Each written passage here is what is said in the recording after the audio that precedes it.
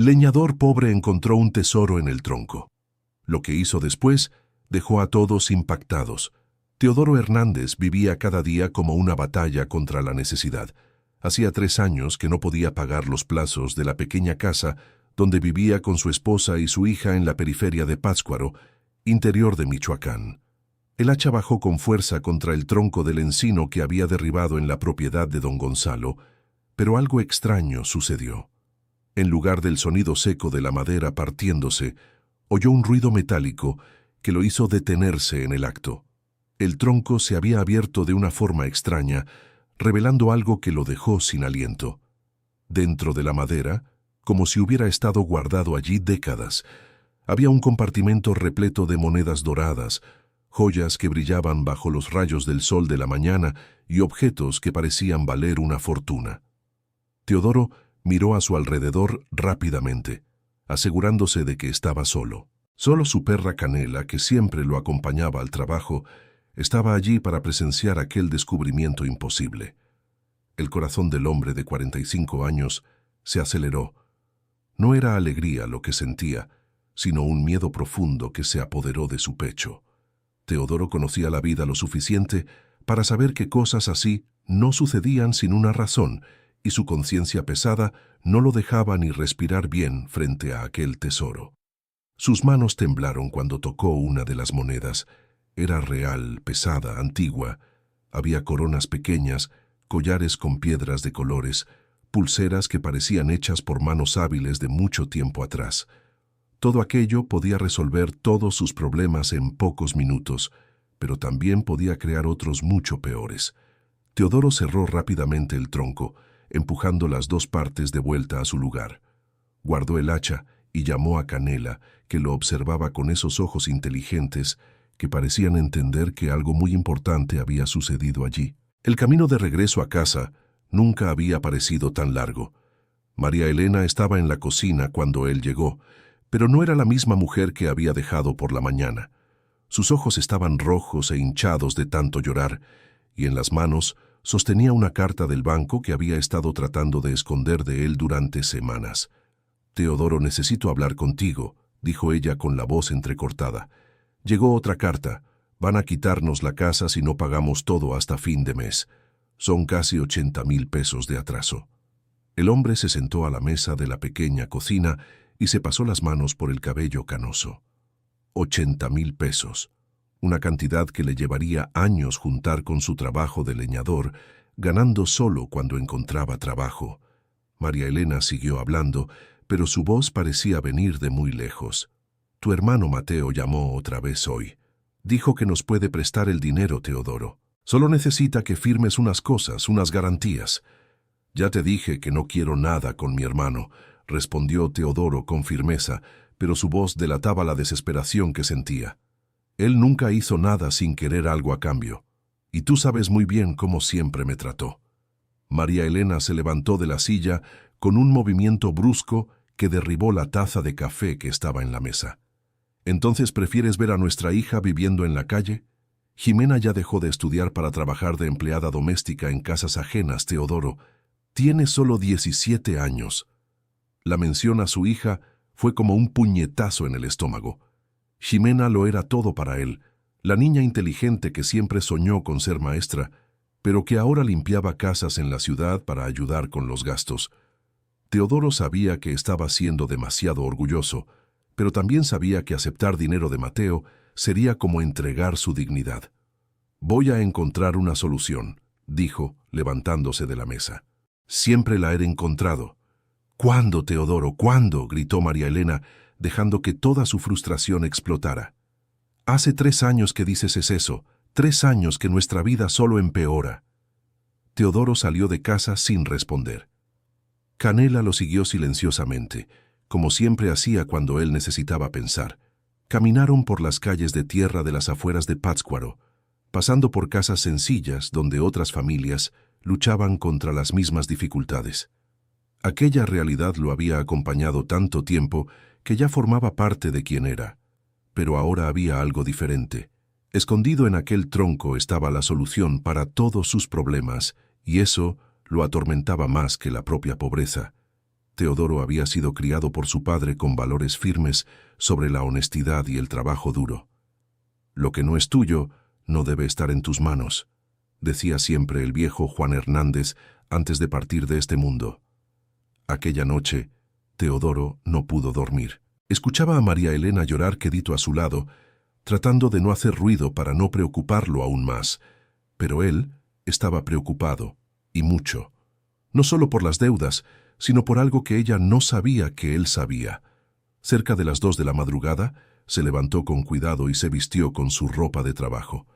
Canela ya estaba despierta, como si supiera que volverían a aquel lugar. El camino hasta la propiedad de don Gonzalo era conocido, pero en la oscuridad parecía diferente, lleno de sombras que jugaban con su mente. Cuando llegó al lugar donde había encontrado el tesoro, su corazón casi se detuvo. Había huellas frescas en la tierra alrededor del tronco. Alguien más sabía de su descubrimiento. Teodoro examinó las marcas en el suelo con cuidado, tratando de identificar el tamaño y el tipo de calzado. Eran botas grandes, probablemente de un hombre, y las huellas llevaban hacia la propiedad vecina. Canela gruñó bajito, alertándolo de algo que solo ella había notado. Teodoro miró a su alrededor y vio una sombra moviéndose entre los árboles.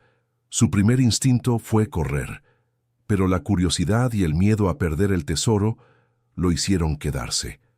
La sombra se detuvo y pudo distinguir la silueta de un hombre observándolo desde lejos. «¿Quién está ahí?», gritó Teodoro, pero no hubo respuesta. La sombra desapareció entre los árboles, dejando solo el sonido de los grillos y el viento en las hojas. Esperó unos minutos antes de acercarse al tronco. Para su sorpresa y alivio, el tesoro todavía estaba allí, intacto, pero ahora estaba seguro de que alguien más conocía su secreto, y eso cambiaba todo. A la mañana siguiente, Teodoro trató de actuar con normalidad, pero su mente estaba completamente ocupada por el descubrimiento y la presencia misteriosa que había sentido durante la noche.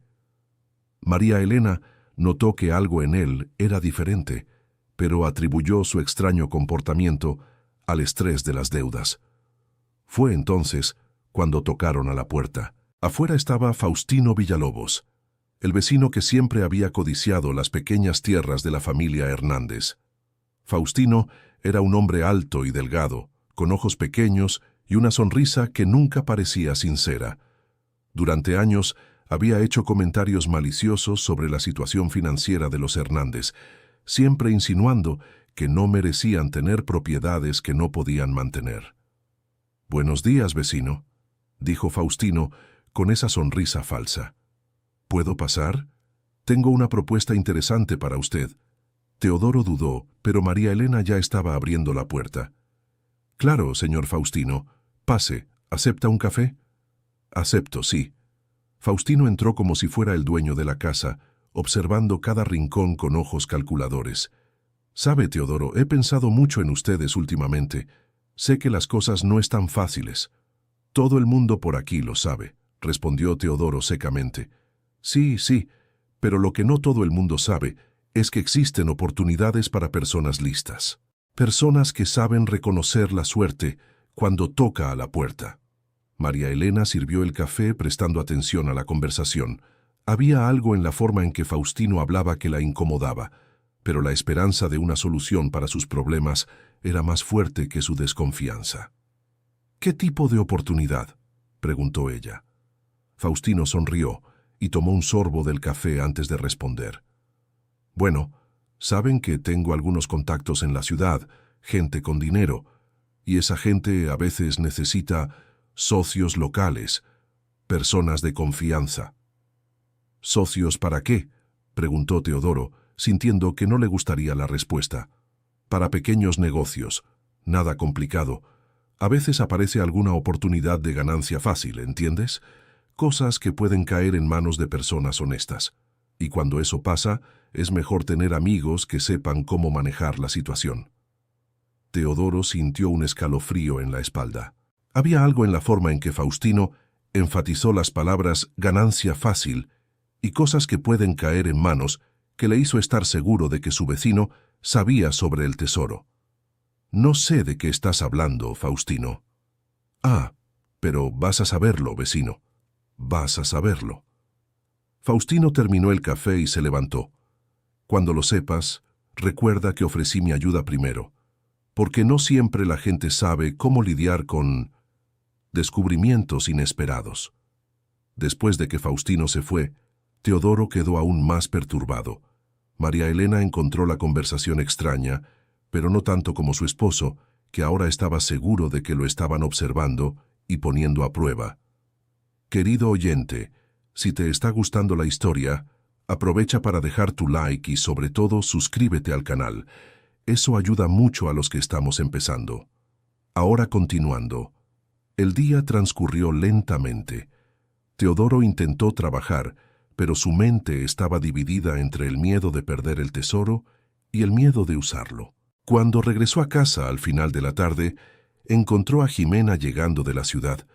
Su hija parecía más abatida de lo normal, y cuando se quitó el abrigo, él vio marcas moradas en sus brazos.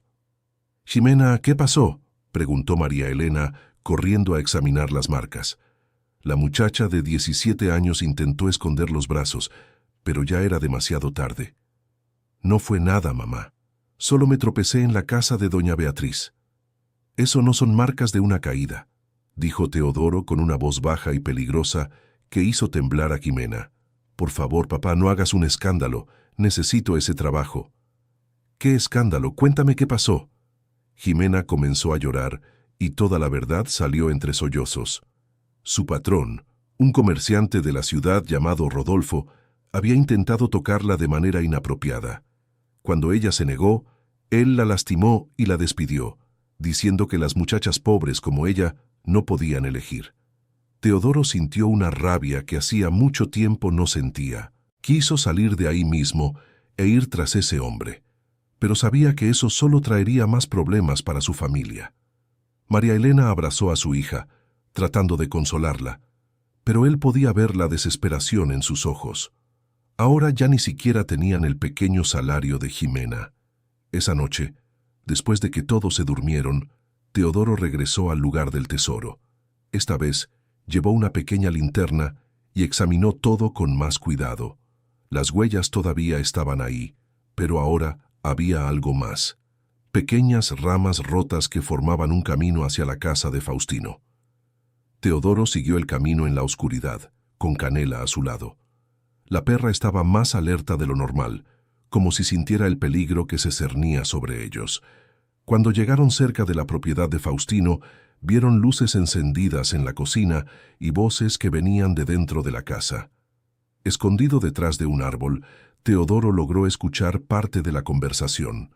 Faustino estaba hablando con alguien sobre asegurarse de que el vecino entendiera la situación, y sobre gente de la ciudad que paga bien por información. También hubo menciones a presión financiera y momento perfecto. Una de las voces no la reconoció, pero la otra le era familiar. Era Mateo, su hermano. Teodoro sintió como si le hubieran dado un puñetazo en el estómago. Su propio hermano estaba tramando algo contra él, probablemente relacionado con las ofertas de préstamo que le había estado haciendo. Teodoro es terco, pero la situación de la familia está crítica, escuchó decir a Mateo. Con la muchacha sin trabajo ahora, no le va a quedar de otra. ¿Y si descubre lo que sabemos?, preguntó Faustino. Entonces tenemos que actuar rápido. La gente del pueblo ya está interesada en sus tierras. Si acepta el préstamo, también me deberá a mí. Y cuando no pueda pagar... Teodoro no necesitó escuchar el resto. Entendió que había una conspiración para quitarle sus tierras y que de alguna manera el tesoro estaba ligado a todo esto. Regresó a casa con el corazón pesado, sabiendo que no podía confiar ni en su propio hermano. A la mañana siguiente, María Elena amaneció con fiebre alta. El estrés de las últimas semanas había cobrado su precio y apenas podía levantarse de la cama. Jimena la estaba cuidando cuando Teodoro despertó, pero él podía ver que su hija también estaba sufriendo emocionalmente después de lo que había pasado en la casa de la patrona. «Papá, mamá necesita medicinas, pero no tenemos dinero», dijo Jimena secándose las lágrimas. «Y no sé dónde encontrar trabajo ahora». Teodoro miró a las dos mujeres que más amaba en el mundo y sintió que estaba fallando como esposo y padre. El tesoro estaba allí, a unos pocos kilómetros de distancia, pero usarlo significaba renunciar a los valores que su padre le había enseñado. Fue entonces cuando tocaron a la puerta otra vez. Esta vez era Mateo, su hermano mayor, un hombre bien vestido que siempre había tenido más éxito en los negocios. Mateo poseía una ferretería en el pueblo y siempre se aseguraba de mostrar su superioridad financiera cuando visitaba a la familia. «Teodoro, supe que María Elena está enferma», dijo Mateo entrando sin ser invitado, «y que Jimena perdió el empleo. Las noticias corren rápido por aquí. Vine a hacerte una última oferta, hermano. Sé que tienes orgullo, pero a veces el orgullo puede ser un lujo que no podemos permitirnos». Mateo sacó un sobre del bolsillo. «Aquí hay un cheque, suficiente para saldar todas tus deudas y hasta sobra un poco». Teodoro miró el sobre, pero no lo tomó. «¿Y a cambio?» «Solo una garantía. Firmas la escritura de la casa como garantía. Si no puedes pagarme en 2 años, se queda conmigo. Pero estoy seguro de que lo lograrás. Y si no lo logro, te quedas con nuestra casa». «Teodoro, sé realista. De todas formas, ya van a perder la casa. Al menos así ganan tiempo». Jimena estaba escuchando la conversación desde la cocina y se acercó. «Papá, tal vez...» «No», dijo Teodoro firmemente. «No vamos a aceptar». Mateo suspiró dramáticamente. «Está bien, hermano, pero cuando estén en la calle, no vengan a pedirme ayuda otra vez». Guardó el sobre y se dirigió a la puerta. «Ah, y una última cosa. Supe que andas trabajando en la propiedad de don Gonzalo. Ten cuidado por allá. Dicen que hay gente metiendo donde no debe». Después de que Mateo se fue, Teodoro estuvo seguro de que había una conexión entre la conspiración que había escuchado la noche anterior y las ofertas de ayuda. Su hermano no estaba tratando de ayudarlo, estaba tratando de quitarle sus tierras. María Elena empeoró durante el día. La fiebre había aumentado y empezó a delirar. Jimena le suplicó a Teodoro que al menos comprara las medicinas básicas, pero ni siquiera tenían dinero para eso. Fue entonces cuando tomó una decisión que lo cambiaría todo. Volvió al lugar del tesoro por tercera vez, pero ahora con un propósito diferente. No iba a tomar todo, solo unas monedas para comprar las medicinas de su esposa. Sería un préstamo, se dijo a sí mismo. Lo devolvería cuando descubriera de dónde había salido aquel tesoro, pero cuando llegó, el tronco había sido violado. Alguien había roto parte de la madera con una herramienta y había revuelto las cosas que estaban dentro.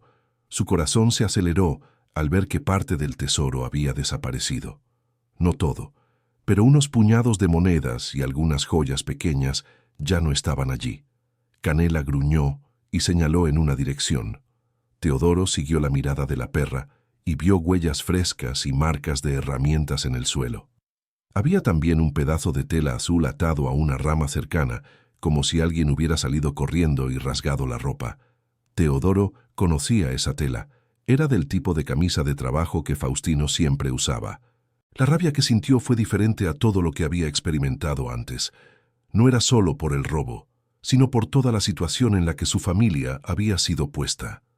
Faustino había robado parte del tesoro, mientras él luchaba con su conciencia tratando de hacer lo correcto. Agarró algunas de las monedas que aún quedaban y corrió al pueblo. Encontró una casa de empeño que le dio lo suficiente para comprar las medicinas de María Elena y aún le sobró un poco. Pero cuando llegó a casa, encontró más problemas esperándolo. Jimena estaba llorando en el porche. «Papá, don Faustino pasó por aquí. Dijo que usted sabe de lo que está hablando y que mañana van a hablar de negocios. Dejó esto». Era un billete escrito a mano. «Teodoro, sé que entendiste la situación. Mañana a las 8 de la noche, en el lugar que sabes. Ven solo y resolveremos esto como hombres». Teodoro arrugó el papel con rabia. Ahora sabía que tendría que enfrentar a Faustino, pero no tenía idea de cuáles eran sus intenciones reales. ¿Qué sabía él sobre el tesoro? ¿Cómo lo había descubierto? Y más importante, ¿qué quería a cambio del silencio?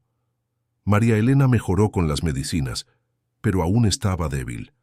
Cuando preguntó de dónde había salido el dinero para comprarlas, Teodoro mintió. diciendo que había conseguido un adelanto de un trabajo. La mentira le molestó profundamente, pero era mejor que explicar lo del tesoro. Esa noche no durmió de nuevo. Se quedó pensando en todas las posibilidades y en cómo había llegado a esa situación. Siempre había tratado de ser un hombre honesto, trabajador, que hacía lo correcto. Pero ahora sentía que la vida estaba conspirando contra él. A la mañana siguiente, decidió buscar a alguien que pudiera ayudarlo a entender lo que estaba pasando. Recordó al profesor Guillermo, un historiador jubilado que vivía en el pueblo y que conocía bien la historia de la región. Si alguien podía explicar el origen de ese tesoro, era él. El profesor Guillermo vivía en una casa sencilla en el centro de Pátzcuaro, repleta de libros y documentos antiguos. Era un hombre de 70 años, cabello canoso y ojos bondadosos, que siempre se había interesado por las historias locales. Cuando Teodoro llegó, fue recibido con cordialidad. Teodoro Hernández, ¿cuánto tiempo sin verte, muchacho? ¿Cómo están María Elena y la pequeña Jimena? Están bien, profesor. La verdad, vine porque necesito información sobre algo que encontré. ¿Encontraste? ¿Qué tipo de cosa? Teodoro dudó un momento, pero decidió contar la verdad. Describió el descubrimiento del tesoro en el tronco, las monedas antiguas, las joyas, los objetos que parecían tener valor histórico. El profesor escuchó todo con atención creciente, haciendo preguntas específicas sobre los detalles. Teodoro, ¿podrías estar describiendo algo de lo que se ha hablado por aquí durante décadas?, dijo el profesor, levantándose para tomar algunos libros antiguos. Hay una leyenda en la región sobre un comerciante portugués que vivía aquí a finales del siglo XIX, Juan Manuel Villalobos. ¿Villalobos? ¿Como Faustino Villalobos? Exacto. Faustino es bisnieto suyo. Juan Manuel era un comerciante muy rico que hacía negocios entre Michoacán y Ciudad de México. Cuando comenzaron los conflictos políticos de la época, tuvo miedo de perder sus riquezas y empezó a esconderlas en lugares inusuales. El profesor abrió un libro y mostró una ilustración antigua. Mira aquí. Juan Manuel tenía la costumbre de excavar troncos de árboles grandes y esconder sus riquezas dentro. Luego plantaba otros árboles alrededor para camuflar el lugar. Teodoro sintió una mezcla de alivio y preocupación. Alivio porque ahora sabía el origen del tesoro, pero preocupación porque si Faustino era descendiente del dueño original, técnicamente tenía derechos sobre esa riqueza. Profesor, ¿y si aún existen descendientes? ¿Ese tesoro no les pertenecería a ellos? Bueno, eso es complicado. Juan Manuel tuvo varios hijos, pero la familia se dispersó a lo largo de los años. Faustino es solo uno de tantos descendientes, e incluso así, después de tanto tiempo, sería difícil probar derechos legales sobre algo encontrado de esta forma. Pero, ¿existe algún documento? ¿Algo que compruebe el origen? El profesor pensó un momento antes de responder. En realidad, sí existe algo. Juan Manuel dejó un testamento muy detallado, registrado en la notaría pública de la ciudad. En ese testamento menciona varios tesoros escondidos y hasta da algunas pistas sobre los lugares, pero el documento nunca fue descifrado por completo. ¿Ese testamento aún existe? Claro, está en los archivos históricos de la notaría. Puedo ayudarte a acceder a él si quieres. Teodoro salió de la casa del profesor con más información, pero también con más dudas. Si el tesoro realmente pertenecía a la familia Villalobos, usar ese dinero sería un robo. Pero si Juan Manuel había dejado pistas para que fuera encontrado, tal vez su intención era que alguien lo descubriera. Cuando llegó a casa, encontró a Jimena esperándolo con malas noticias. «Papá, vino un hombre aquí». Dijo que era del banco. Trajo unos papeles para que la señora firmara. Dijo que si no firman hasta mañana, van a empezar el proceso de ejecución de la hipoteca. Teodoro tomó los documentos y vio que eran reales. El banco realmente estaba empezando el proceso para quitarles la casa. Ahora tenía menos de 24 horas para tomar una decisión sobre el tesoro. María Elena aún estaba débil, pero ya podía levantarse. Cuando se enteró de los papeles del banco, entró en pánico de nuevo. Teodoro, no podemos esperar más. Tenemos que aceptar la ayuda de Mateo. No vamos a aceptar su ayuda. Entonces, ¿qué vamos a hacer? ¿Dormir en la calle? Voy a resolver esto. ¿Cómo? ¿Cómo lo vas a resolver? Hace años que dices eso y nuestra situación solo empeora. La discusión se intensificó y Jimena intentó intervenir, pero terminó siendo incluida en la pelea. Fue entonces cuando Teodoro estalló y gritó algo de lo que se arrepintió de inmediato. Dije que voy a resolverlo. Confíen en mí. ¿Confiar? Gritó María Elena de vuelta. ¿Confiar en qué, Teodoro? Ni siquiera puedes comprar medicinas para mí sin mentir sobre dónde conseguiste el dinero. La acusación tomó a Teodoro por sorpresa. ¿Cómo había descubierto ella que había mentido?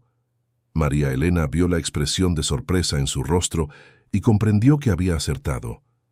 ¿Creíste que no me iba a dar cuenta? Hace 20 años que estamos casados, Teodoro. Sé cuándo estás mintiendo. ¿De dónde salió el dinero para las medicinas? Teodoro miró a su esposa y a su hija y supo que había llegado el momento de contar la verdad, o al menos una parte de ella. Se sentó a la mesa de la cocina y respiró hondo antes de hablar. Encontré algo mientras trabajaba, algo valioso. ¿Qué tipo de cosa? Un tesoro, escondido en un tronco de encino. María Elena y Jimena lo miraron como si hubiera enloquecido. ¿Un tesoro?, repitió María Elena lentamente. Monedas de oro, joyas, cosas antiguas, muy antiguas. ¿Y por qué no dijiste esto antes? Porque no sé si puedo usarlo. No sé si es correcto. ¿No sabes si es correcto? María Elena alzó la voz de nuevo. Teodoro, nuestra hija fue humillada. Nos van a quitar la casa. Yo me enfermé de tanto estrés. ¿Y tú estás preocupado por si es correcto usar dinero que encontraste? Puede pertenecerle a alguien. ¿A quién? ¿Cuánto tiempo estuvo enterrado? No sé.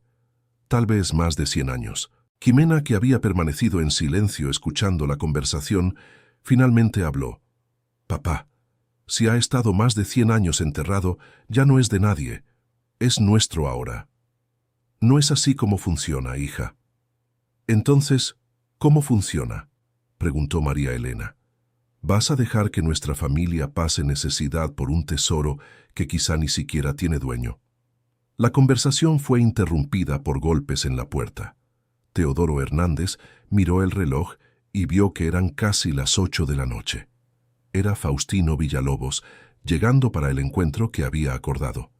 Escuchen, dijo Teodoro rápidamente a su esposa y a su hija. No hablen de esto con nadie. Nada. Voy a resolver esta situación primero. Abrió la puerta y se encontró con Faustino, que lucía una sonrisa incluso más falsa de lo normal. Teodoro, mi amigo, ¿listo para nuestra conversación? Hablemos aquí mismo. No. Mejor vamos al lugar. Tengo algunas cosas que mostrarte. Teodoro dudó, pero sabía que no tenía opción. Les dijo a María Elena y a Jimena que volvería pronto y siguió a Faustino en la oscuridad. Canela quiso acompañarlos, pero él le dijo que se quedara en casa protegiendo a la familia. El camino hasta el lugar del tesoro se hizo en silencio. Faustino llevaba una linterna y parecía conocer bien el terreno. Cuando llegaron al tronco, Teodoro vio que había alguien más esperándolos. Era Mateo, su hermano. «Teodoro, qué bueno que viniste», dijo Mateo, como si fuera un encuentro casual. «¿Qué haces aquí?» «Faustino me contó sobre tu descubrimiento y vine a ayudar a resolver la situación». Teodoro sintió que había caído en una trampa. «¿Qué situación?» Faustino encendió la linterna e iluminó el tronco violado. «La situación es simple, vecino. Este tesoro pertenece a mi familia desde hace generaciones. Mi bisabuelo escondió estas riquezas aquí cuando murió. Encontraste algo que es mío por derecho. Y tú robaste una parte. Tomé lo que era mío y ahora quiero el resto. Pero estoy dispuesto a hacer un trato», intervino Mateo. «Sabemos que necesitas dinero. ¿Qué tal si dividimos todo en 3 partes iguales? Tú te quedas con tu parte, Faustino con la suya y yo con la mía». «¿A cambio de qué?», preguntó Teodoro, aunque ya sabía la respuesta.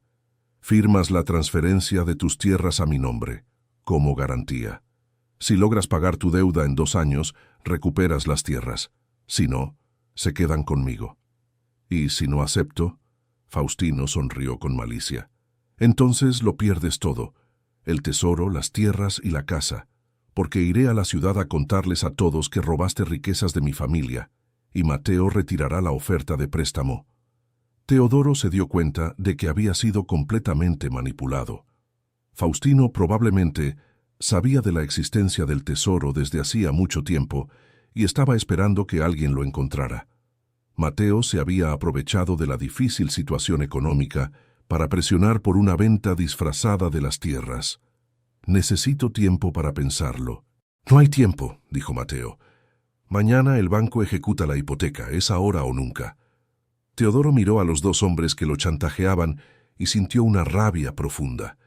Pero también se dio cuenta de que tal vez hubiera una tercera opción que ellos no habían considerado. Está bien, acepto el trato. Faustino y Mateo sonrieron, creyendo que habían ganado. Pero Teodoro tenía otros planes. A la mañana siguiente, mientras Faustino y Mateo preparaban los papeles para la división del tesoro y la transferencia de las tierras, Teodoro regresó a la notaría pública de la ciudad con el profesor Guillermo. Juntos, examinaron el testamento de Juan Manuel Villalobos. El documento era fascinante. Juan Manuel realmente había escondido varios tesoros, pero había dejado instrucciones muy específicas sobre cómo debían ser encontrados y utilizados. Según el testamento, cualquier persona que encontrara uno de los tesoros de forma honesta podía quedarse con él, siempre que usara parte de la riqueza para ayudar a otras personas necesitadas de la comunidad. Más importante aún, el testamento mencionaba que si algún descendiente intentaba tomar posesión de los tesoros mediante fuerza o chantaje, perdería automáticamente cualquier derecho sobre ellos. Teodoro, dijo el profesor, según este documento, usted tiene todo el derecho de quedarse con el tesoro. Y Faustino, al intentar chantajearlo, perdió cualquier derecho que pudiera tener. Pero, ¿cómo puedo probar que él intentó chantajearme? Necesitamos testigos o alguna evidencia. Teodoro pensó por un momento y entonces tuvo una idea. Profesor, ¿podría prestarme una grabadora pequeña? Esa noche, Teodoro regresó al encuentro con Faustino y Mateo, llevando la grabadora escondida en el bolsillo. Fingió estar nervioso y dispuesto a aceptar cualquier acuerdo que ellos propusieran. Entonces, Teodoro, ¿decidió aceptar nuestra propuesta?, preguntó Mateo. Acepto, pero quiero que me expliquen bien cómo va a funcionar esto. Quiero estar seguro de que no me van a engañar. Faustino y Mateo, confiados en la victoria, explicaron detalladamente cómo pretendían quedarse con el tesoro y las tierras de Teodoro. Hablaron sobre el chantaje, sobre cómo lo habían planeado todo, y hasta mencionaron a otras personas del pueblo que estaban involucradas en el esquema para especular con tierras de la región.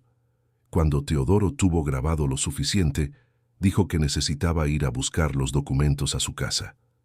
Faustino y Mateo aceptaron esperar, pensando que no tenía escapatoria. A la mañana siguiente, Teodoro regresó a la notaría pública con la grabación. El profesor Guillermo escuchó todo y confirmó que aquello era evidencia suficiente para probar que Faustino había perdido sus derechos sobre el tesoro, de acuerdo con el testamento de su bisabuelo. Pero había otro problema. Aunque tenía el derecho legal sobre el tesoro, Teodoro todavía se sentía moralmente obligado a hacer algo más amplio con esa riqueza. Fue entonces cuando tuvo una idea que cambiaría no solo su vida, sino la vida de varias personas en la comunidad. Querido oyente, si está disfrutando la historia, aproveche para dejar su me gusta y sobre todo suscríbase al canal. Eso ayuda mucho a los que estamos empezando. Ahora continuando. Esa tarde, Teodoro hizo algo inesperado. En lugar de ir a confrontar a Faustino y Mateo, fue a buscar a la familia más pobre de la región, doña Lupe, una viuda de 68 años que criaba sola a 2 nietos huérfanos en una casa que apenas tenía techo. Doña Lupe lo recibió con sorpresa. Era una mujer pequeña y delgada, con canas siempre recogidas en un moño apretado y manos callosas de tanto trabajar. Aún en la pobreza, mantenía la casa limpia y a los nietos siempre alimentados, aunque solo fuera con arroz y frijoles. Don Teodoro, ¿qué milagro es este? ¿Qué lo trae por aquí? Doña Lupe, vine a hacerle una propuesta. ¿Propuesta? ¿Qué tipo de propuesta? Teodoro respiró hondo antes de hablar. Había pensado mucho en aquello y decidido que era la única forma de hacer las paces con su conciencia. ¿Usted conoce la historia del comerciante Juan Manuel Villalobos? Claro, todo el mundo por aquí la conoce. ¿Por qué? Encontré uno de los tesoros que él escondió, y según su testamento, quien lo encuentre puede quedárselo siempre que ayude a otras personas de la comunidad. Doña Lupe lo miró como si se hubiera vuelto loco. ¿Tesoro? ¿Qué historia es esa, Teodoro? Es verdad, y quiero que usted sea mi socia. Vamos a usar ese dinero para crear un fondo de ayuda para las familias más necesitadas de la región. Usted administra todo, porque confío en su honestidad. Teodoro, ¿habla en serio? Completamente en serio. Doña Lupe comenzó a llorar. Durante años había luchado para mantener a sus nietos, aceptando trabajos pesados que su cuerpo ya no aguantaba. La propuesta de Teodoro parecía un sueño imposible. ¿Pero por qué yo? ¿Por qué no usa el dinero para su propia familia? Voy a usar una parte para mi familia, sí, pero el resto se usará como Juan Manuel quería, para ayudar a la comunidad. Teodoro le explicó a doña Lupe sobre el testamento, sobre el chantaje de Faustino y Mateo, y sobre su decisión de hacer las cosas de la manera correcta. La anciana escuchó todo con atención creciente, haciendo preguntas perspicaces que mostraban su experiencia de vida. ¿Y si esos hombres intentan estorbarnos? Por eso necesito la ayuda de usted. No van a esperar que forme una sociedad con alguien, y doña Lupe tiene el respeto de todo el mundo aquí. Es cierto, nadie puede hablar mal de mi honestidad. Exacto, si usted está conmigo, no podrán decir que estoy haciendo algo malo. Doña Lupe pensó por un largo momento antes de responder. Está bien, Teodoro. Acepto ser tu socia, pero con una condición. ¿Cuál? Antes de ayudar a los demás, vamos a resolver el problema de tu familia. No tiene sentido ayudar a los vecinos si tu propia casa se está cayendo. Esa noche, doña Lupe acompañó a Teodoro a ver el tesoro. Cuando ella vio las monedas de oro, las joyas y los objetos antiguos, no pudo contener la emoción. Dios mío, es real de verdad. Es real, y ahora es nuestro. Nuestro, repitió ella, como si la palabra tuviera un sabor nuevo. Hace tanto tiempo que no tengo nada que sea mío. Juntos, retiraron cuidadosamente todo el tesoro del tronco y lo llevaron a un lugar seguro. La casa de doña Lupe, que aunque era sencilla, tenía un sótano donde podrían esconderlo todo temporalmente. Al día siguiente, Teodoro no apareció en la reunión acordada con Faustino y Mateo. En cambio, los dos hombres fueron a buscarlo y lo encontraron en la casa de doña Lupe, junto con el profesor Guillermo y algunas otras personas respetadas de la comunidad. Teodoro, ¿qué significa esto?, preguntó Mateo, visiblemente irritado. Significa que perdieron la oportunidad de hacer un trato honesto. ¿Cómo qué? Teodoro mostró una copia del testamento de Juan Manuel Villalobos y explicó sobre la cláusula que retiraba los derechos a los descendientes que intentaran tomar los tesoros mediante fuerza o chantaje. Luego puso la grabadora en la mesa y reprodujo la conversación de la noche anterior. Los rostros de Faustino y Mateo cambiaron por completo al escuchar sus propias voces confesando el plan de chantaje. Eso no prueba nada, intentó argumentar Faustino. No puedes grabar a alguien sin autorización. En realidad, intervino el profesor Guillermo, de acuerdo con la ley mexicana, es legal grabar una conversación de la que participas, especialmente cuando es para probar un delito. Y el chantaje es un delito. Mateo se dio cuenta de que habían perdido por completo. Está bien, Teodoro, ganaste esta vez, pero todavía tienes las deudas con el banco. Ya no. ¿Cómo qué? Pagué todo ayer. Era cierto. Teodoro y doña Lupe habían ido al banco por la mañana y saldaron todas las deudas de la familia Hernández. También abrieron una cuenta conjunta donde depositaron el resto del dinero, después de vender algunas de las monedas de oro en una casa especializada en Morelia. Faustino y Mateo salieron de la casa de doña Lupe humillados y derrotados. Pero Teodoro sabía que aún podrían causar problemas. Así que tomó una decisión inteligente. Registró en la notaría pública la sociedad con doña Lupe y el destino del tesoro de acuerdo con el testamento de Juan Manuel Villalobos. Con los documentos legales en orden, nadie más podría cuestionarlos. En las semanas siguientes, la vida en la comunidad comenzó a cambiar de manera notable. El fondo administrado por doña Lupe empezó a ayudar a familias en dificultades, siempre con criterios claros y transparentes.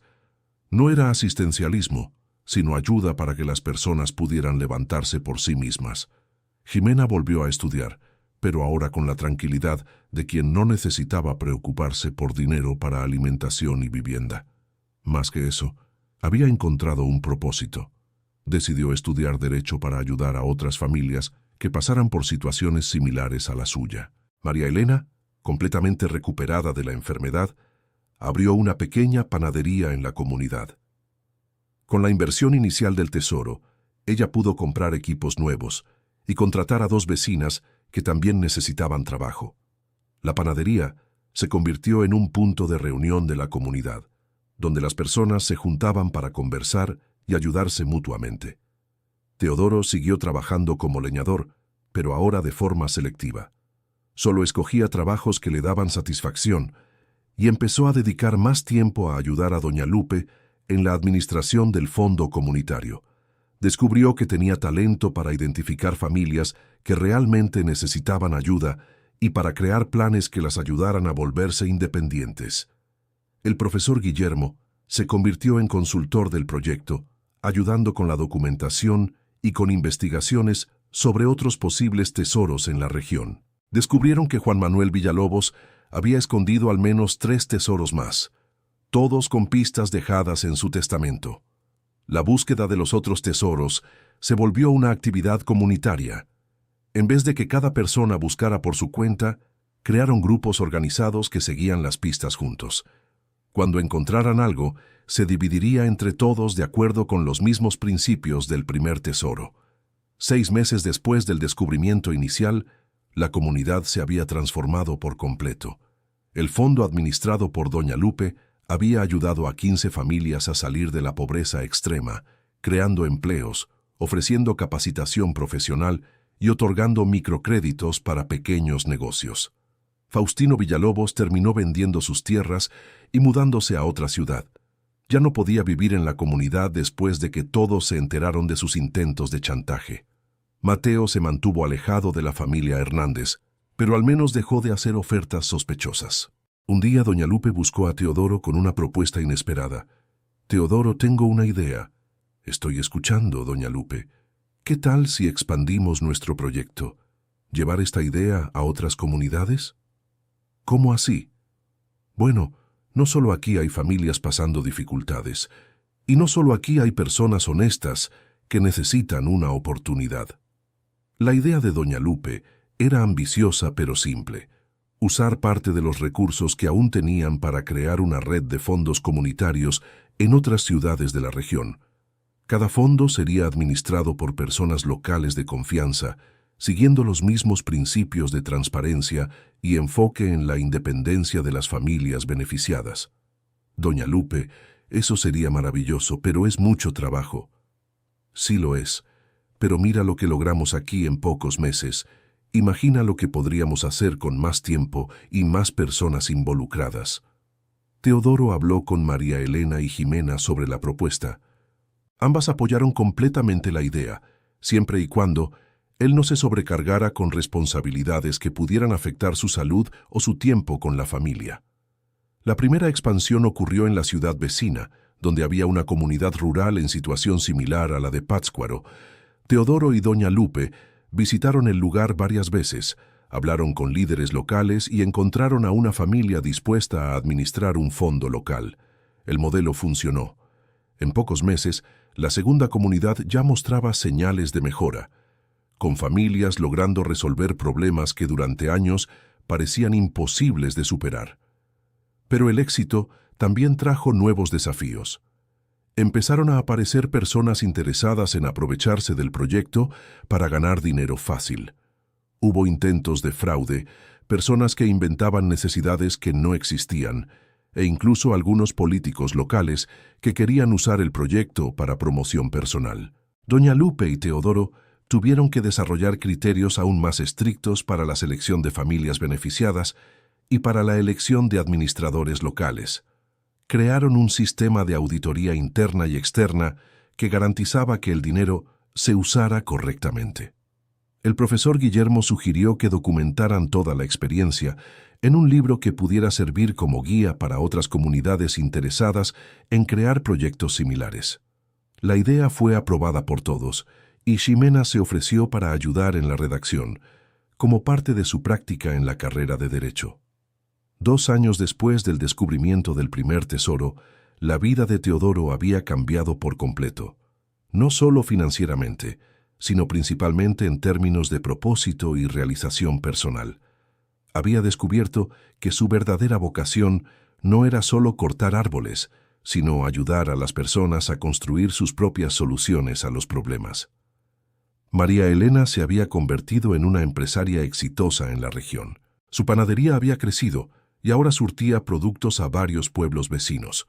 Más importante aún, había contratado a 12 personas de la comunidad, todas entrenadas por ella misma y todas ganando salarios justos. Ximena estaba en el último año de la Facultad de Derecho y ya había conseguido prácticas en el bufete de abogados más respetado de la región. Su proyecto de titulación era sobre derecho comunitario y desarrollo social sostenible, basado en la experiencia de su propia familia. Doña Lupe se había convertido en una referencia regional en gestión de proyectos sociales. Recibía invitaciones para dar conferencias en otros pueblos e incluso en capitales estatales, pero nunca aceptaba nada que la obligara a alejarse por mucho tiempo de su comunidad, que seguía siendo su prioridad.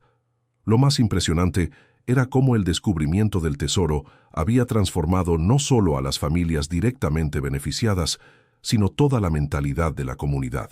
Las personas habían aprendido a trabajar juntas, a confiar unas en otras y a creer que era posible cambiar sus condiciones de vida mediante el esfuerzo conjunto y la honestidad.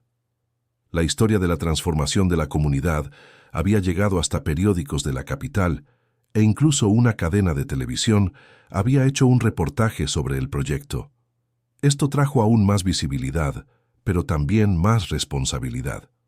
Teodoro y Doña Lupe recibieron propuestas de ONG nacionales e incluso internacionales que querían invertir en el proyecto. Algunas ofertas eran tentadoras, con cantidades que multiplicarían por 10 los recursos disponibles, pero después de mucho discutir, decidieron mantener el proyecto a escala regional, con crecimiento controlado y enfoque en la calidad en lugar de la cantidad. Teodoro, dijo Doña Lupe en una de las reuniones de planeación, ¿recuerdas cuando viniste a mi casa aquel día y hablaste de ser socios? Lo recuerdo como si fuera ayer. Pensé que te habías vuelto loco, una vieja pobre como yo, socia de un tesoro. ¿Y ahora? Ahora sé que no solo hablabas del tesoro, hablabas de algo mucho más grande. Era verdad. El tesoro de monedas y joyas había sido solo el comienzo.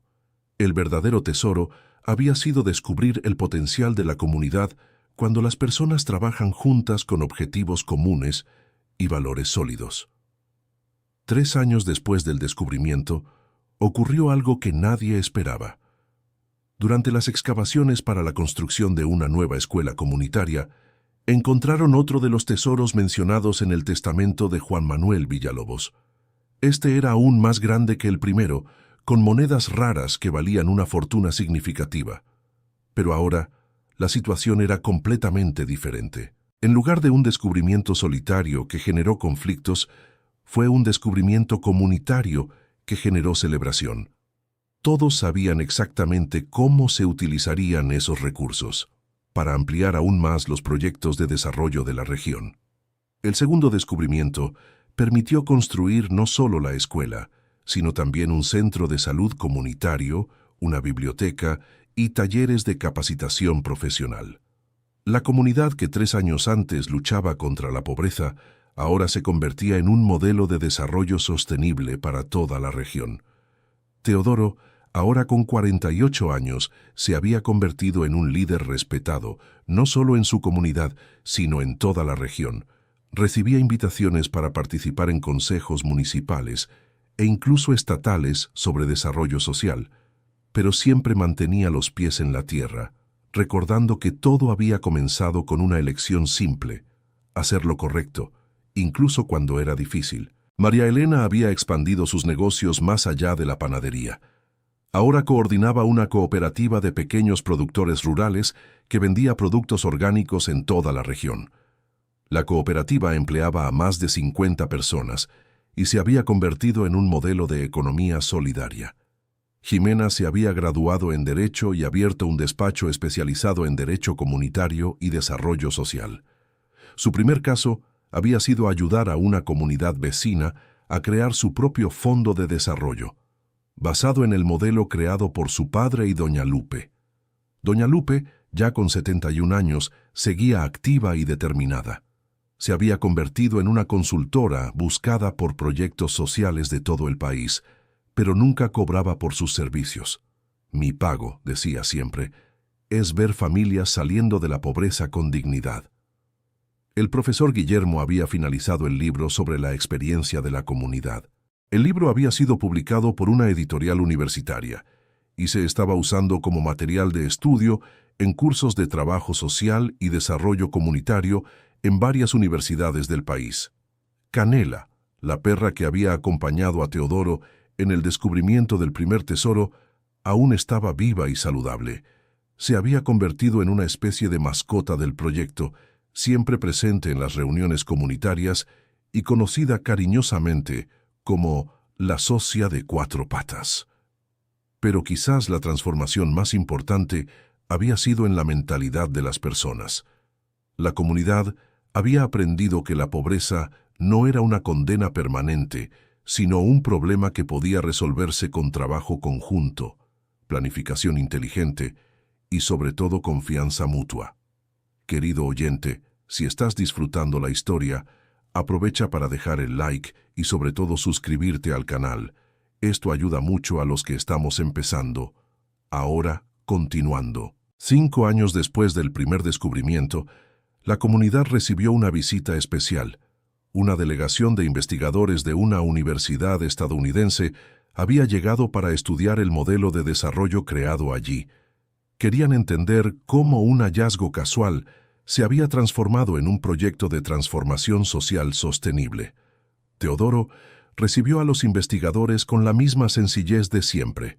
Les mostró la comunidad, les presentó a las familias beneficiadas y explicó los principios que regían todo el trabajo. Señor Teodoro, preguntó la coordinadora de la delegación, ¿cuál fue el factor más importante para el éxito de este proyecto? La honestidad, respondió sin titubear. Todo comenzó con una decisión de ser honesto, incluso cuando hubiera sido más fácil no serlo. ¿Puede explicarlo mejor?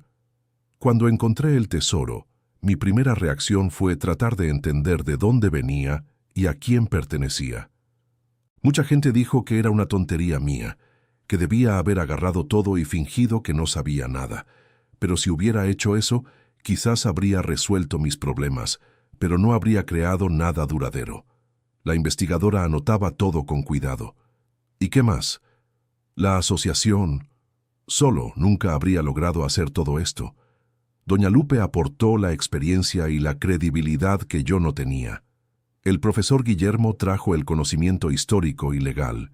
Mi familia brindó el apoyo emocional. Cada persona contribuyó con algo único. ¿Y los desafíos?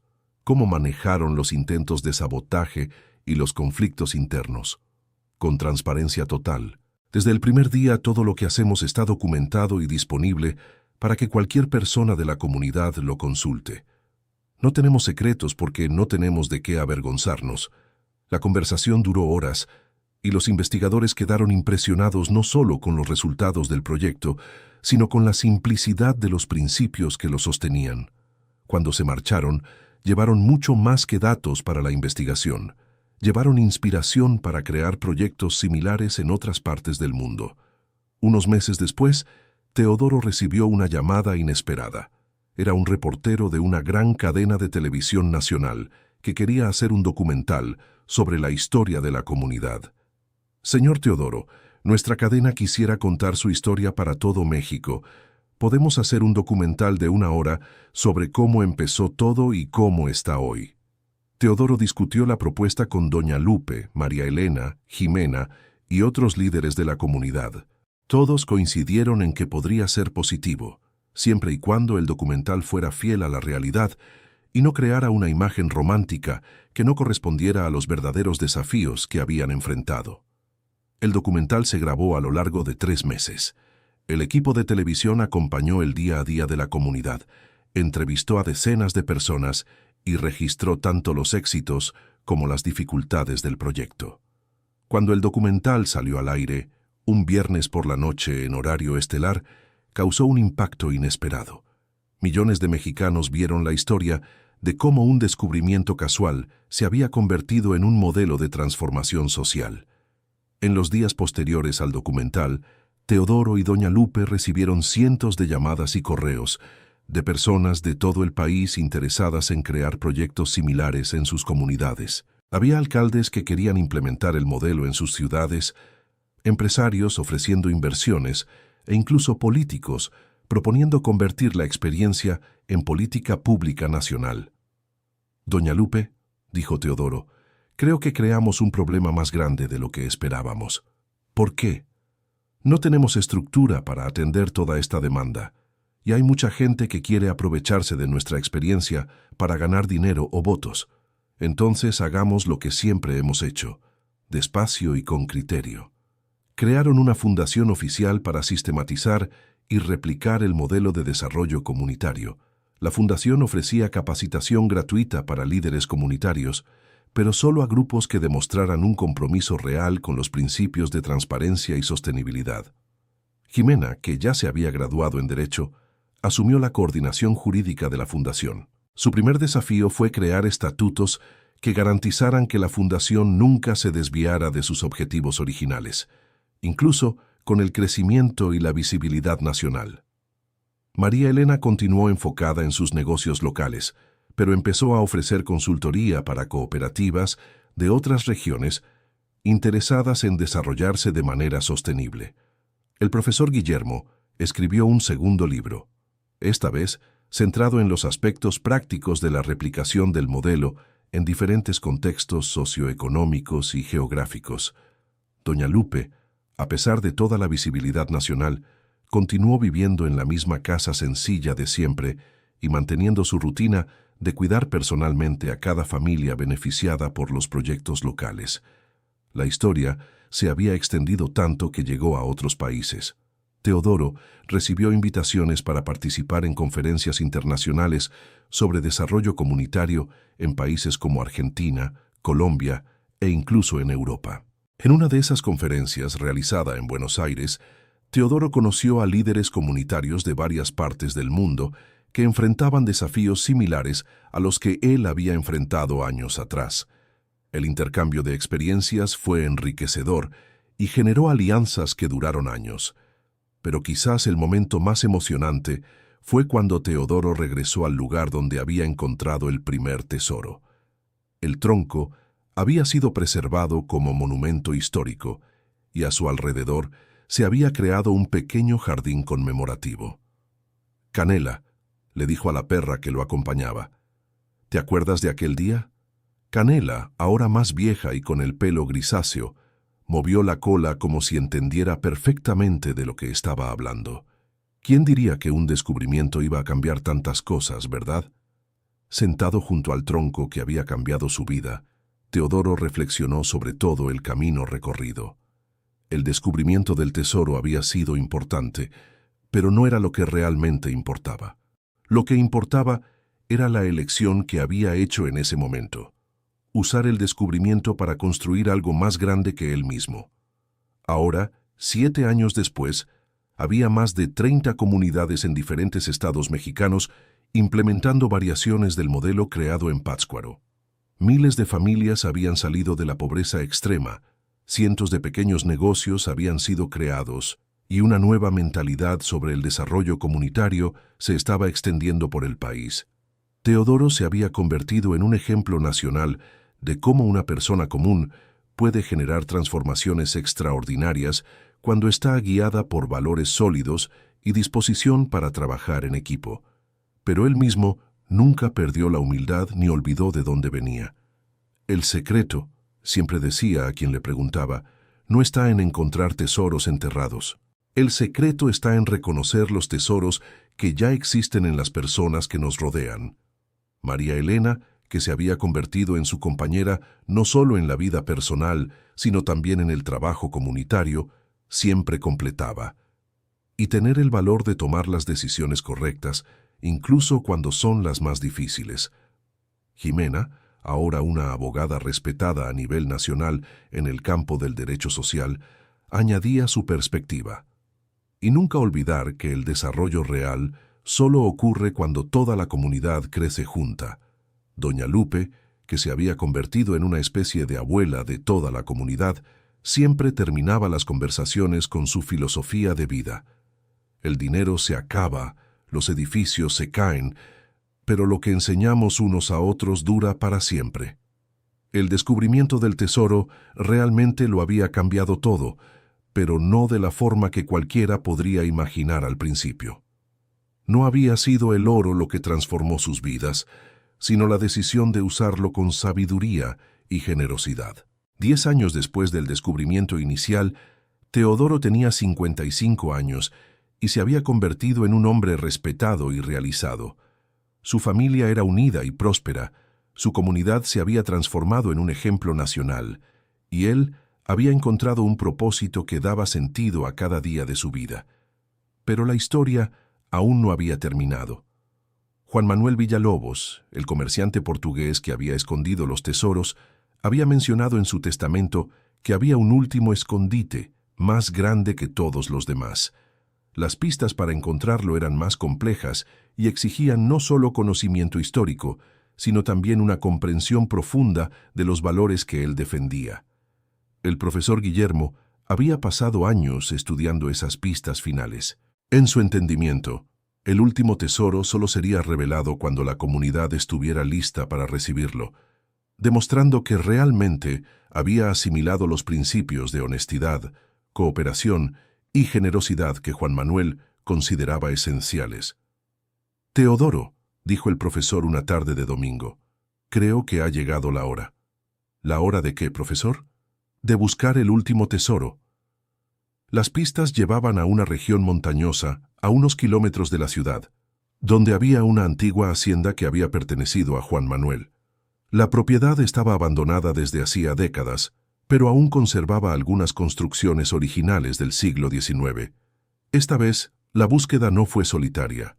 Toda la comunidad participó, transformando la búsqueda en una actividad colectiva que fortaleció aún más los lazos entre las personas. Familias enteras participaban los fines de semana, y los niños habían convertido la búsqueda en un gran juego educativo. Fueron necesarios 6 meses de excavaciones cuidadosas para encontrar el último escondite. Cuando finalmente lo descubrieron, debajo de lo que un día había sido la capilla de la hacienda, todos quedaron impresionados con lo que encontraron. No era solo oro y joyas. Juan Manuel Villalobos había escondido también documentos históricos, mapas antiguos, libros raros e incluso semillas de plantas que ya no existían en la región. Era como si hubiera preservado un pedazo completo de la historia local para las generaciones futuras. Pero el descubrimiento más emocionante fue una carta, fechada en 1889, dirigida a las personas buenas que encuentren este último tesoro. En la carta, Juan Manuel Villalobos explicaba su filosofía de vida y su esperanza de que sus riquezas fueran encontradas por personas que las usarían para construir una sociedad más justa. Si ustedes están leyendo esta carta, decía el texto, es porque han demostrado ser dignos no solo del oro, sino de la responsabilidad que representa. Usen estas riquezas no para volverse ricos, sino para enriquecer los corazones de todos a su alrededor. La carta continuaba con instrucciones detalladas sobre cómo Juan Manuel Villalobos imaginaba que sus riquezas debían ser utilizadas. Siempre en beneficio de la comunidad, siempre con transparencia, siempre con el objetivo de enseñar a las personas a ayudarse mutuamente. «Es increíble», dijo doña Lupe cuando terminaron de leer la carta. «Es como si hubiera previsto exactamente lo que haríamos. O como si nosotros hubiéramos instintivamente seguido el camino que él esperaba», respondió Teodoro Hernández. El último tesoro era significativamente mayor que los anteriores. Su valor permitiría expandir los proyectos a cientos de comunidades en todo el país, creando una verdadera red nacional de desarrollo comunitario basado en principios sólidos. Pero junto con las oportunidades vinieron también responsabilidades aún mayores. Ahora ya no se trataba de ayudar a unas decenas de familias, sino potencialmente a miles. El desafío era mantener la calidad y los principios originales, incluso con una escala de operación mucho mayor. Teodoro Hernández, doña Lupe, María Elena, Jimena y el profesor Guillermo pasaron meses planeando cómo utilizar responsablemente aquel último tesoro. Consultaron especialistas, visitaron proyectos similares en otros países y conversaron con cientos de liderazgos comunitarios. La decisión final fue crear un Instituto Nacional de Desarrollo Comunitario, con sede en Pátzcuaro, pero actuando en todo el país. El instituto ofrecería capacitación, recursos financieros y acompañamiento técnico para comunidades interesadas en implementar modelos de desarrollo sostenible. Jimena asumió la presidencia del instituto. María Elena quedó a cargo del área de desarrollo económico, doña Lupe coordinó el área social y Teodoro Hernández se convirtió en el director de expansión y alianzas. El profesor Guillermo creó un centro de investigación vinculado al instituto, dedicado a estudiar y mejorar continuamente los métodos de desarrollo comunitario. 15 años después del descubrimiento del primer tesoro, el modelo creado en Pátzcuaro estaba presente en más de 300 comunidades mexicanas y había inspirado proyectos similares en otros países de América Latina. Teodoro Hernández se había convertido en una referencia internacional en desarrollo comunitario, pero nunca perdió sus raíces. Continuaba viviendo en la misma ciudad, en la misma casa, ahora renovada y ampliada, y manteniendo los mismos valores que lo habían guiado desde el principio. «Papá», dijo Jimena en una conversación familiar una tarde de sábado, «¿tienes idea del impacto que generó tu decisión al principio?» «Nuestra decisión», corrigió Teodoro. «Nada de esto habría sido posible si cada uno no hubiera hecho su parte». «Es cierto, pero la elección inicial fue tuya. Cuando decidiste buscar el origen del tesoro en lugar de simplemente usarlo, cambiaste el rumbo de todo. Sabes, hija, a veces me pregunto qué habría pasado si hubiera hecho algo diferente aquel día. ¿Y a qué conclusión llegas? Que probablemente habría resuelto nuestros problemas inmediatos, pero no habría descubierto de qué éramos realmente capaces. El dinero se habría acabado, pero los problemas habrían vuelto. Y nunca habría conocido a personas increíbles como doña Lupe». María Elena, que estaba preparando la comida en la cocina, gritó desde allí: «Y nunca habría visto a tu hija convertirse en la abogada brillante que es hoy. Y tampoco te habría visto convertirte en la empresaria exitosa que siempre tuviste el potencial de ser», gritó de vuelta Teodoro Hernández. Doña Lupe, que estaba visitando a la familia como cada sábado, se rió de la conversación. «Están olvidando lo más importante. Nunca habríamos demostrado que una comunidad pobre puede transformarse en una comunidad próspera sin perder su alma». Era verdad. La comunidad había crecido económicamente, pero mantenía sus características esenciales: solidaridad, transparencia, respeto mutuo y preocupación por el bienestar colectivo. Los niños que habían crecido viendo funcionar los proyectos se estaban convirtiendo ahora en adultos jóvenes con una mentalidad completamente diferente sobre la cooperación y el desarrollo social. Muchos de ellos estaban estudiando en universidades, pero con la intención de regresar para contribuir con su comunidad. El ciclo virtuoso se perpetuaba de forma natural. Canela había fallecido algunos años antes, pero Teodoro había adoptado otro perro, que también se llamaba Canela. Era como si la presencia canina fuera una constante necesaria en su vida, recordándole siempre la simplicidad y lealtad que debían guiar sus decisiones. La nueva Canela lo acompañaba en las visitas a las comunidades aliadas, haciéndose conocida en cientos de ciudades como la mascota del desarrollo comunitario. El instituto creado con el último tesoro se había convertido en una referencia nacional e internacional. Recibía visitantes de decenas de países y había formado alianzas con universidades y organizaciones de todo el mundo. Pero lo más importante era que había mantenido su carácter esencial, ser una organización al servicio de las comunidades y no al revés. 20 años después del hallazgo que lo cambió todo, Teodoro tenía 65 años y se había convertido en un hombre sabio y respetado. Su historia se contaba en escuelas, universidades y conferencias como ejemplo de cómo las decisiones éticas individuales pueden generar transformaciones colectivas extraordinarias. Ximena, ahora con 37 años, se había casado con un abogado que compartía sus valores y tenían 2 hijos pequeños que crecían escuchando las historias sobre el abuelo que había encontrado un tesoro y decidido compartirlo con todos. María Elena se había convertido en una de las empresarias sociales más respetadas del país, conocida por conciliar el éxito económico con la responsabilidad social de manera ejemplar. Doña Lupe, con 81 años, seguía activa y lúcida, siendo constantemente consultada por jóvenes líderes que buscaban orientación sobre cómo dirigir proyectos comunitarios. El profesor Guillermo había publicado 3 libros más sobre desarrollo comunitario y se había convertido en profesor emérito de una universidad federal, dedicando sus últimos años de carrera a formar nuevos investigadores en el área.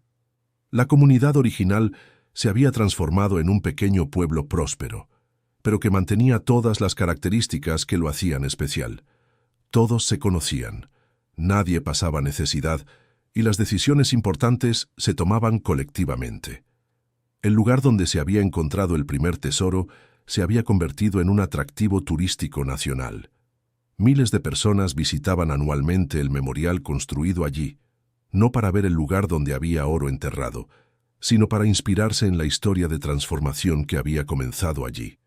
En una de esas visitas, una reportera le preguntó a Teodoro cuál había sido el momento más importante de toda la historia.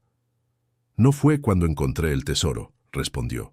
«Fue cuando decidí buscar a Doña Lupe para proponerle sociedad. Ese fue el momento en que entendí que el verdadero tesoro no estaba enterrado en el suelo, sino que estaba en las personas que nos rodean». Y si pudiera dar un consejo a alguien que está pasando por dificultades financieras graves, ¿cuál sería? Que no renuncie a tomar las decisiones correctas, incluso cuando parecen no valer la pena a corto plazo. Y que busque socios que compartan sus valores, porque solos podemos hacer poco, pero juntos podemos hacer milagros. La entrevista se transmitió a nivel nacional y se volvió viral en las redes sociales. Millones de mexicanos vieron el testimonio de Teodoro y muchos se inspiraron para crear proyectos similares en sus propias comunidades. El instituto había documentado que más de 500 comunidades en todo el país habían implementado alguna versión del modelo creado en Pátzcuaro. Más de 100,000 familias habían salido de la pobreza extrema y miles de jóvenes habían tenido acceso a educación y oportunidades que no existían antes. Pero además de los números impresionantes, lo que realmente importaba era que había una nueva mentalidad extendiéndose por el país. La idea de que la pobreza puede superarse a través del trabajo en equipo, la honestidad y la solidaridad. Fin de la historia. Ahora cuéntame qué te pareció la historia de Teodoro y su familia. ¿Crees que tomó la decisión correcta al compartir el tesoro con la comunidad? Deja tu opinión en los comentarios y cuéntanos desde dónde nos estás viendo. Si esta historia tocó tu corazón, no olvides dejar tu me gusta y suscribirte al canal para no perderte otras historias emocionantes como esta.